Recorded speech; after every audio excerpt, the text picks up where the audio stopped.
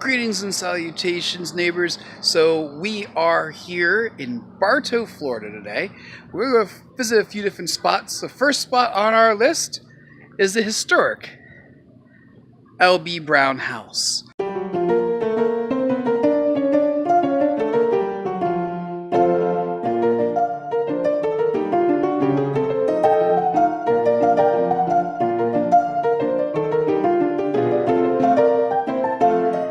Evaluating the significance of Lawrence Brown, it's important to keep in mind he was born in slavery. That's the 0 point, meaning he started out with nothing. He was born in 1856 near Gainesville, about 3 hours north of here. But when the Civil War ended in 1865 and slavery ended as a result of that, and Brown was about 9 years old. He and his brothers and sisters and mom and dad homesteaded a 40-acre farm near Gainesville, pursuant to the Homestead Act. They were able to get, prior to that time, before Lincoln got Congress to modify the Homestead Act, only white men could own homesteads. Lincoln had that modified because he knew that those slaves were going to be free. New birth of freedom.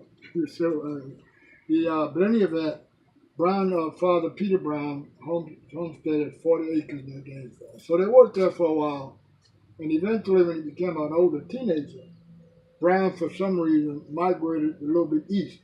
He went up just what would be about north of Orlando to Volusia County.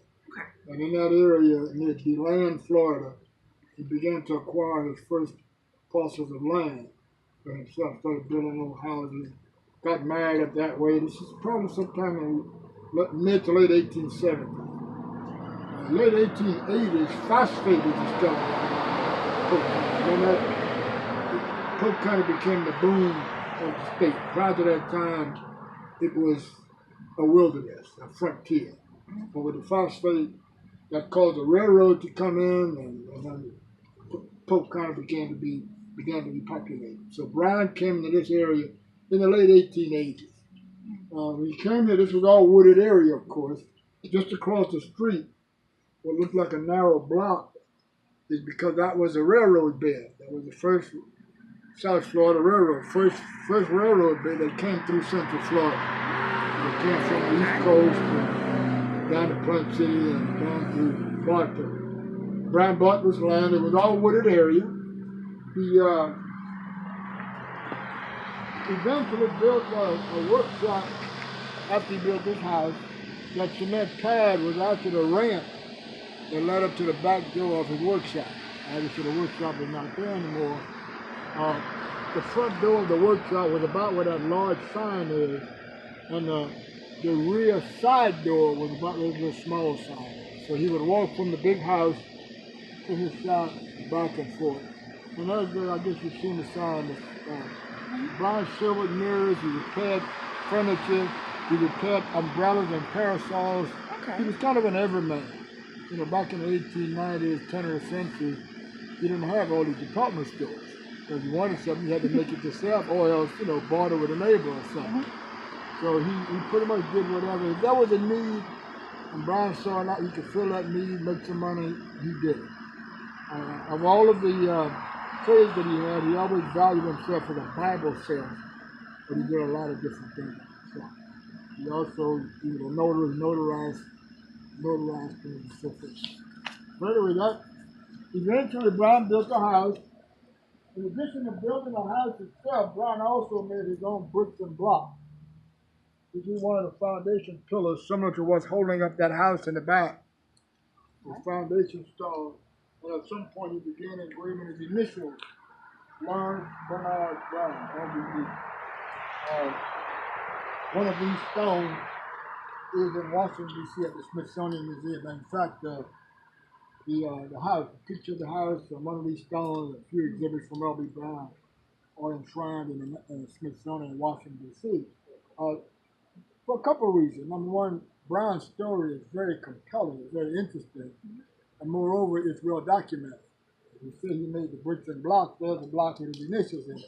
And the same thing with the house. We have documents that Brown kept very, very detailed notes of what he did. We don't have all the notes, of course, but we do have some. Although born in 1856, before the Civil War, Brown had a son who was still alive until about 4 years ago. So his son was able to, not his grandson, this was his son. Mr. Brown was 68 years old when that last child was born. So Robert knew a lot about his dad. He was about 17, 18 years old when his dad died. So he gave us some of his dad's documents and told us some of the details of what it was like growing up here. Although at the time of his death he was living in New York. He was born and raised right here. As you noted, the house is on a National Register of Historic Places. Brown himself has been deemed to be a significant person, not only the house, and as a result, the state of Florida named him a Great Floridian. The Florida Department of State, around 1999, they were trying to find those persons that did the most to help develop the state of Florida, and they wanted to do that by the year 2000. So they were called Great Floridians 2000. So Brown was one of those Great Floridians because of what he did, not only in Polk County, but also in previous county of Volusia County, other side of Orlando. So I suspect perhaps about 85% of all the original wood is still here. The house is very much intact. All of the design features, all of the Brown design, we did not embellish any of the design. We had to replace some things, but all the replacements are per the original. Everything laid out the way he had it laid out. We have to redo the electrical, of course, safety reasons, the plumbing. The fire sprinkler, of course, is new. And that didn't alter the design of the house. You have to protect the house from fire. But all of the design work is L.B. Brown. The screen doors, all of that. Now, much of the furniture, obviously, was acquired over the years. But we can't buy that. This is original, that's original. I use this as an office, so excuse me. And then, of course, there's nothing historical about the air conditioning either. The picture on the wall is juxtaposed, two photographs juxtaposed together, computer generated. Brown and his wife. That picture makes it appear that they were about the same age. They were not. Brown was considerably older than his wife, which explained at 68 years old when the last child was born. I was looking at him. Yeah, he was about, so you wondered about that, huh? He was about 27 years older than his wife, which was very common back then. Women were looking for security and not so much good looks and can he dance, can he take care of the family? That's what. In addition to everything else that he did in the little workshop next door, Brown also silvered all the mirrors that are built in there, about 5 mirrors built in the wall. One of the things he did was silver the mirrors. Now, he did not make the glass, he silvered the mirror. He turned the pan into mirrors. Of course, all of this would have been hand beveled, because back then you didn't have all these power tools. Yeah. So it kind of give an appreciation for the I still love doing stuff by hand, so I appreciate it. Yeah. And that's the parlor, because this is the largest sitting room. We have the furniture in a kind of a circular because we allow community groups to hold meetings in here from time, small groups, marriage enrichment, class reunion groups, so forth, Bible study, so forth. This is what the exhibit in the Smithsonian looks like. One of the stones, such as you saw out front, pillar has his initials on the side, picture of Mr. Brown. That's what's in the museum in Washington, D.C. on level L4. If you ever go up to the Smithsonian. This is a picture of one of Mr. Brown's good friends and a guy who worked for him, Jack Longworth. Mr. Longworth's great-great-grandson is our mayor right now, Leo Longworth. He's also a State Farm insurance agent. Whereas Brown was a builder, Jack Longworth was a cattleman. This is Longworth branding on Jackson C. Longworth. It's not really established that it's well known that black men were also cowboys. There were a lot of black cowboys. And Longworth had a lot of cattle. We have a number of items that Robert, Mr. Brown's son, was able to give to us. There's one of his father's umbrellas But he repaired umbrellas. He did not make the umbrellas, but he repaired them. That umbrella belonged to Lawrence Brown. The handle is made out of ivory and gold. On the second shelf, now Brown did not write these books, but he owned the books. This is a book entitled The Golden Way to the Highest Attainment, and how to conduct yourself. It's a book of etiquettes, how to conduct yourself. The book on the right is a book of Florida law and banking regulation. He owned so much land and all, he needed to know what the law said about certain things. And then, of course, that youngest son, Robert, who died 4 years ago, became a porter on the railroad, the Pullman porter. That was Robert's cap. The item on the very bottom is what the young people today call a hoodie. Back then, the people of my age call them bonnets. That belonged to one of the women. Just a few, this is a hand mirror that belonged to Mrs. Brown. Mr. Brown didn't make that, it just belonged to his wife. It's made out of silver and gold. Give you an idea there, little idea there. Well, Mr. Brown's pocket watch. It has his initials engraved in it, LBB, Lawrence Bernard Brown. And then, of course, we have a handle to an umbrella that no longer exists, but this is the handle to another one of his personal umbrellas, made out of gold and mother of pearl. That's beautiful. To give you an idea. And then we'll just to give you an idea of the ledger books and the family Bible are stored away in the vault because they're so fragile. But we made a few copies for visitors to see.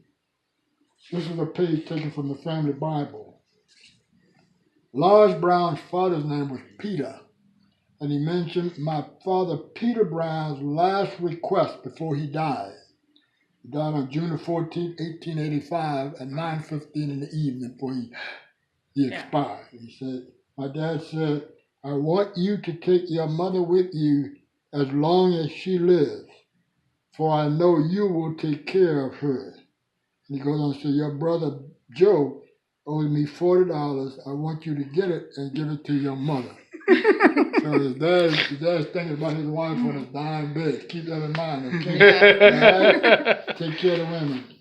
And then this is a remnant of what's left over from his architectural drawings that he made before he built this house. It's L.B. Brown's house, 470 2nd Avenue. The city renamed that street. It used to be 2nd Avenue. This is the roof plan. So again, it proves that he built the house.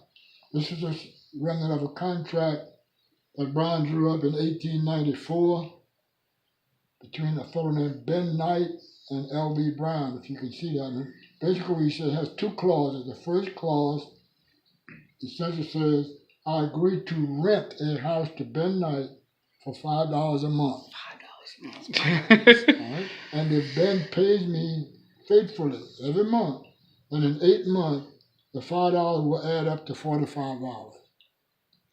I will take that $45 and apply it to down payment to a mortgage. So it's like original rent to own. It's a rent to own, absolutely. Rent to own. He was one of those pioneers in that stuff. And then clause number 2, he said, if you agree to buy the house, I'm going to sell you the land for $200, I'm going to sell the house for $275. And if you agree to this, then you will start paying me $15 a month mortgage as opposed to $5 a month rent. And then you will also pay me 8% per annum. So he's calculating interest. He was a capitalist. You understand how money works. And then finally, we'll move on. This is another document that Brown drew up in 1896, September 19th, 1896. Another historical day, but that's another story. 1896. He hired a fellow named Reverend Lynch, who was a barber, employed to cut my hair every 2 weeks for 52 weeks. He hired Reverend Lynch to cut his hair for 1 year. Every 2 weeks, there's 26 haircuts. So he said, I'm going to pay you $2.50 for 1 year worth of haircuts. Wow. He kept good records. The few documents you have. Incidentally, that document where he rented and eventually sold the house to Ben Knight If you track it through the actual ledger book, about a year or so later, Mrs. Knight came to my door and asked me to convert this back to a rental, as Ben has disappeared and she doesn't know where he is. Now, being a black man in the deep south, Ben could well have run away, but most likely he might have been lynched or something. And Ben has been a very responsible man up to that point. All of a sudden, he disappeared. And so she doesn't want to take care of the house. She prefers LB maintains it as a rental rather than her getting on the roof trying to fix it. Yeah. So she asked that one. So, very interesting. And here, you have photographs of pretty much the entire Brown family. The two pictures at the top are younger Mr. and Mrs. Brown. This is the same couple as they got older.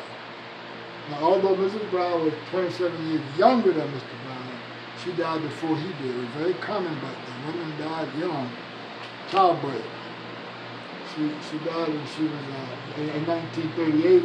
He died in 1941. Brown was what you might call the quintessential Floridian. You don't get no Florida than L.B. Brown. His dad, Peter, was a black man born in slavery. His mother was a Native American Indian. I mean, that's Florida. Yeah. The Seminoles and the black Seminoles and all that. That was his mother, Catherine. That picture was taken when she was in her 90s on the front porch. She died, she was 105. And the picture on the third row are the Brown's 7 children. 7. He became a principal at Kathleen High in Lakeland. She became a vice principal at the Jewett Academy, so forth. And these 7 children produced 1 grandchild, Joe. And Joe passed away several years ago, having produced no children. All right.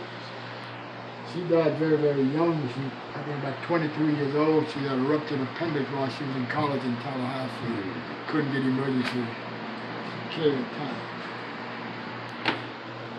The daughter, Miss Thomas, who lived here, the most recent one, she died in 1989. She too was 85 like her dad when she died. She had wall paneling on her. And when they took the paneling out, she preserved the original wallpaper. So when we replaced the wallpaper, we were able to salvage some of the original wallpaper here and also on the side of the paper was real thick with that cardboard. You have to say sort of like insulation maybe. The paper is real thick. So that original paper and its border. Now we did some painting and we painted the wallpaper, but this is all L.B. Brown's construction.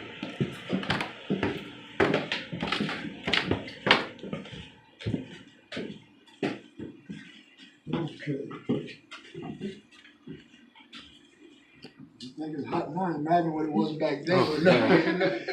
But Robert said it really wasn't hot because his mom kept the curtains. She had heavy curtains on the windows and she kept the curtains closed all the time. And so it was always a breeze going through. One of the back bedrooms.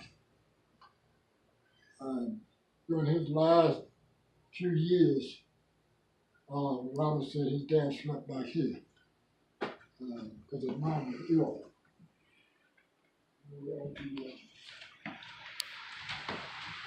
Quite a bit of complicated.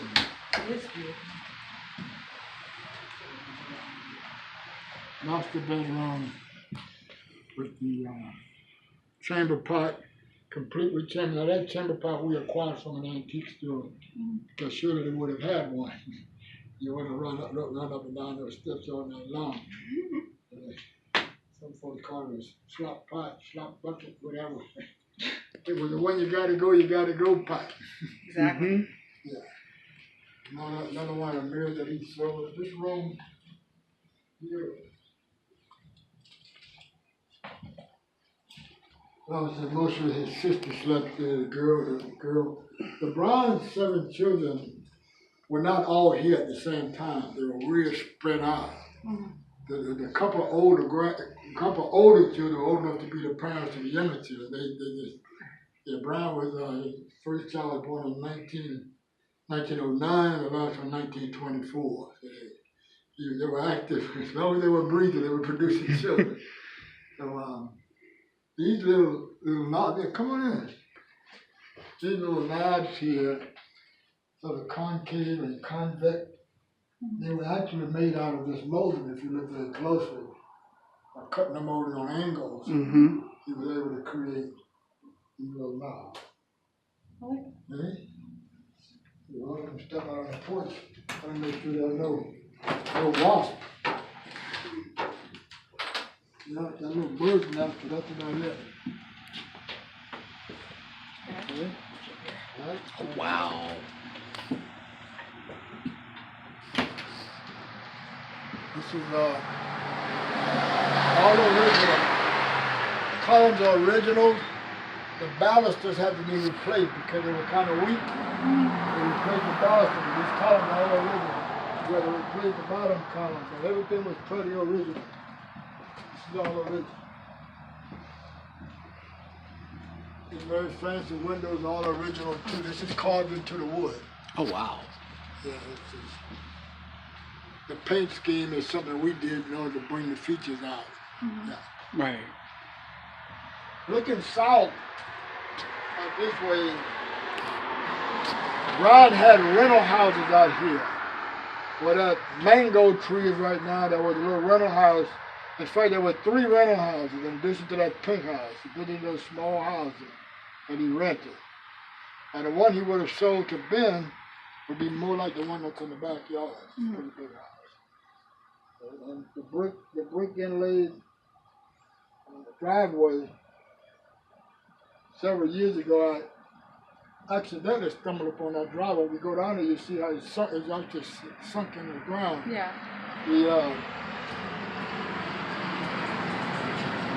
During one of his visits, his son Robert, we were walking out in the yard, and he told me, he said, my dad used to have a brick driveway out here. You couldn't see it, it was covered over with turf. And so some months later, I was out there poking around, and I hit something hard, and I took my shovel and started digging out, and sure enough, the driveway was actually underground. So he would drive his old wagon, that truck right in here, and he let his wife or whoever passenger out, and he would drive on back to the barn. And he said that was a railroad bed across the street. You see better up there. South Florida. Railroad.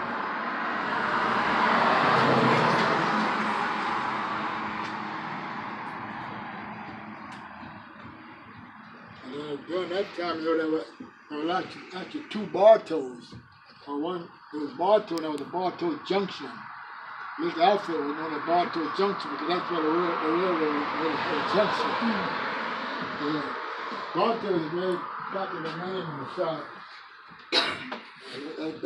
There's a Bartow County, Georgia, and Colonel Bartow is from Georgia.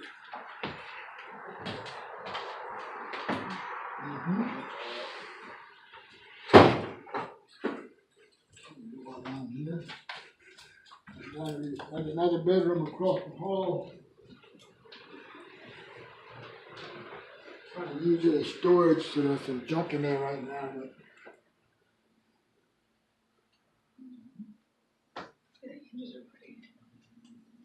yeah. These are replacement hinges above those because to match the original. Those are original. Yeah. Those things are very expensive. There's a place in DeLand. Right in downtown DeLand, a huge Shuttleworth, I think it's called Shuttleworth Antique. It goes about a block. They sell all that old stuff. They actually go around the street and tear down old houses like this, and they save the wood and hinges and doorknobs and all that. Trying to. That would be an interesting place for you guys to go if you want to see some history of old stuff. Yeah, definitely. Absolutely. Old stuff. There's stuff all over the place. If I wanted some wood, the wainscot like this, they got all that stacked up in there. Wow. Another one of Brown's mirrors that he silvered, hand beveled. This is the dining room. And the kitchen.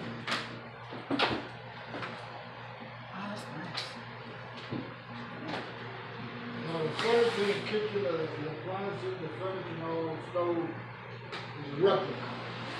The original stuff had been taken out by his children and had the electric stove. And this stove is almost identical to the one they had. This was donated to us by a guy running for governor right there. His mom and dad, Adam Putnam. Mom and dad donated. They're from Bartow. They're not far from the old man. Mr. Putnam doesn't have this stove. He donated it to us.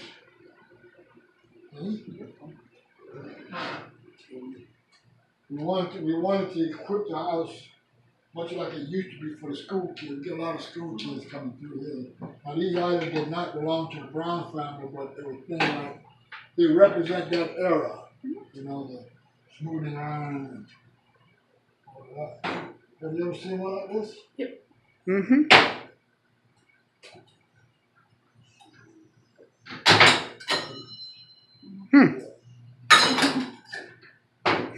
Charcoal. Oh. Oh, that's cool. Self-heating iron. You can iron all day long. Just don't leave it in one spot. Now, of course, you know, the iceman would use the old ice hook to bring the blocks of ice. You know, that did not belong to the Brown family, but it was of that era. And then some of the folks, the wealthier folks, would have these kind of cards that would hang on the door, indicating to the iceman how much ice they need. 50 pounds, 100 pounds, 75 pounds, or whatever, how much ice they want. And then they take the ice and bring it and put it in the ice box. Right? You recognize that, don't you, Ben? Yeah. Yeah. That's the ice box. We'll put the blocks of ice in there, just like a cooler. Mm-hmm. Keep that closed, and it might last several days, it might last as long as a week. And keep it closed tight, and then it would keep things cool. Iceman would come a couple times a week and replace the ice and so forth. Now, if you were here in 1892, when the house was built, you would be standing on the original back porch. This was the original back porch. Okay. And there were steps that went down this way to the well, because there was no plumbing in Bartow at that time. When plumbing became available some 10 years later, Brown added this bathroom. And that's why he had these outside doors inside, because this used to be outside. And then, of course, during his lifetime, his door was not that it was an open alcove. The children had it enclosed. You know, we make rooms out of everything. This is a kind of half-round gutters that Brown had when we replaced the gutters. These are the new brackets that hold the gutter along the roof. This is the bracket that Brown manufactured. It fits perfectly. That's what he hung it on the roof. This is Robert Brown, Mr. Brown's son, the last direct heir. He died several years ago. He lived in New York. This is him here, this is him here, that's Robert. Yeah.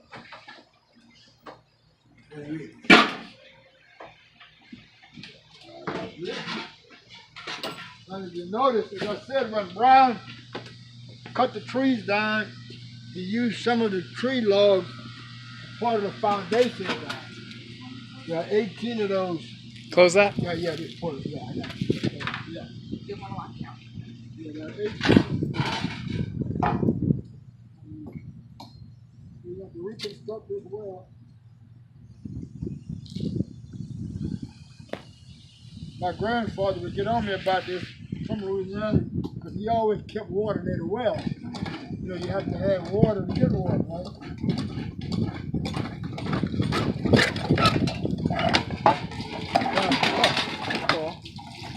Let me take your picture pump. Go ahead, please. You got a pump now, you can't be timid. Can't be timid. Hey, There you go. yeah. See, your object is not to fill this bucket, it's to fill that bucket. Which one? Okay. Talking about practice. So you had a pump well as well as a bucket well. That bucket well is actually an underground system. I keep it locked up because I don't want the kids to fall in. Good idea. And on this side you have one of the most interesting features is this Palladian window that leads into the attic. Very cool. And then, of course, no house of that era would be complete without the outhouse. This particular one, again, like this is a replica. But this is where the original outhouse was located. Bartow had outhouses up until the late 1960s, believe it or not. Wow. So, this one hopefully has never been used. Keep it locked up.